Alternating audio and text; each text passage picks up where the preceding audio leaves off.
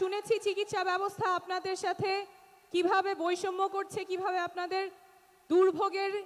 আপনারা কিভাবে দুর্ভোগের শিকার হচ্ছেন। আমরা এমন চিকিৎসা ব্যবস্থা গড়ে তুলব যাতে টাকার অভাবে কেউ চিকিৎসা থেকে বঞ্চিত না হয়।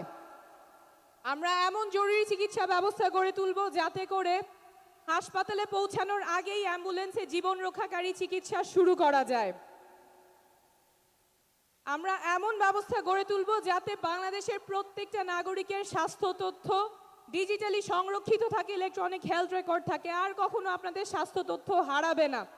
ফলে অপ্রয়োজনীয় টেস্ট করা কমবে, ভুল চিকিৎসার সম্ভাবনাও কমবে। আমরা প্রাথমিক স্বাস্থ্যকে শক্তিশালী করে গড়ে তুলব যাতে আপনাদের এলাকায়, আপনাদের ঘরের কাছে আপনারা মানসম্মত চিকিৎসা পান। আমরা মানসিক স্বাস্থ্যের প্রসার ঘটাবো। অঞ্চলভিত্তিক বৈষম্য দূর করতে আমরা বিভিন্ন অঞ্চলে হৃদরোগ এবং ট্রমা এবং অন্যান্য বিশেষায়িত কেন্দ্র স্থাপন করব। চিকিৎসার অভাবে যাতে কারো প্রাণহানি, অহেতুক প্রাণহানি না হয় এমন চিকিৎসা ব্যবস্থা আমরা গড়ে তুলব। আমাদের অর্থনীতি এমন হবে, কল্যাণমুখী অর্থনীতি হবে যেখানে সকলের কর্মসংস্থান নিশ্চিত হবে। শুধুমাত্র কর্মসংস্থান না, যেখানে একটা চাকরি নিশ্চিত হবে, মর্যাদাপূর্ণ চাকরি নিশ্চিত হবে, এমন কর্মসংস্থান নিশ্চিত হবে। শুধুমাত্র বেতন খেয়ে পড়ে বাঁচার অবস্থা, এমন কর্মসংস্থান আমরা চাই না। এমন কর্মসংস্থান চাই যেখানে নাগরিকের মর্যাদা থাকবে এবং ভালো করে বাঁচার সুযোগ দিবে। আমরা কর কাঠামো ন্যায্যভাবে ঢেলে সাজাবো যাতে করে ধনী গরিবের বৈষম্য দূর হয়। আমরা এমন রাজনীতি করব যাতে করে বাংলাদেশের প্রত্যেকটা নাগরিক রাজনীতিতে সক্রিয় অংশগ্রহণ করতে পারে, প্রত্যেকটা তরুণ রাজনীতিতে সক্রিয় অংশগ্রহণ করতে পারে। আমরা দেশ গড়তে জুলাই পদযাত্রায় প্রায় প্রত্যেকটা জেলায় দেখে এসেছি তরুণেরা কতখানি উচ্ছ্বাস, কতখানি উদ্দীপনা নিয়ে আমাদের সাথে যোগ দিয়েছেন। তারা ভাবছেন দেশের কথা, তারা স্বপ্ন দেখছেন দেশ পরিবর্তন হবে, তারা দেশটা পরিবর্তন করবেন।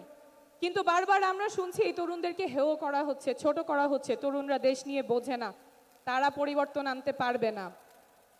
কিন্তু ঠাকুরগাঁয়ের লামিম যেই স্বপ্ন নিয়ে রাস্তায় নেমেছিল, সিরাজগঞ্জের জুবাইর যে স্বপ্ন নিয়ে রাস্তায় নেমেছিল, এখন যে প্রজন্মগত রূপান্তর ঘটে গেছে, যে রাজনৈতিক সচেতনতা তৈরি হয়েছে, সেটা আমাদের লালন করতেই হবে। আমাদের তরুণ প্রজন্মকে আর আশাহত করা যাবে না, তাদের স্বপ্ন ভঙ্গ করা যাবে না, তাহলে জাতি আবার সংকটের মুখে পড়বে। তরুণদের স্বপ্ন লালন করতেই হবে এবং তরুণদের বাংলাদেশ নতুন বাংলাদেশ হবে। আমরা এমন রাজনীতি করব যাতে করে নারীরা সক্রিয় অংশগ্রহণ করতে পারে। ভোলার সুমাইয়া যখন রাজনীতি করতে আসে তখন তার বাবা মার চিন্তা করতে হবে না রাজনীতিতে আমার মেয়েটা নিরাপদ থাকবে কিনা। সুমাইয়া রাজনীতি করতে পারবে, দেশের জন্য সক্রিয়ভাবে রাজনীতি এবং দেশ গঠনে অংশগ্রহণ করতে পারবে। আমরা এমন রাজনীতি করব যেখানে আমাদের প্রবাসী ভাইয়েরা যারা দেশ গঠনে ভূমিকা রাখতে চান, যারা নির্বাচনে ভোট দিতে চান, তাদের সেই ব্যবস্থা আমরা নিশ্চিত করব।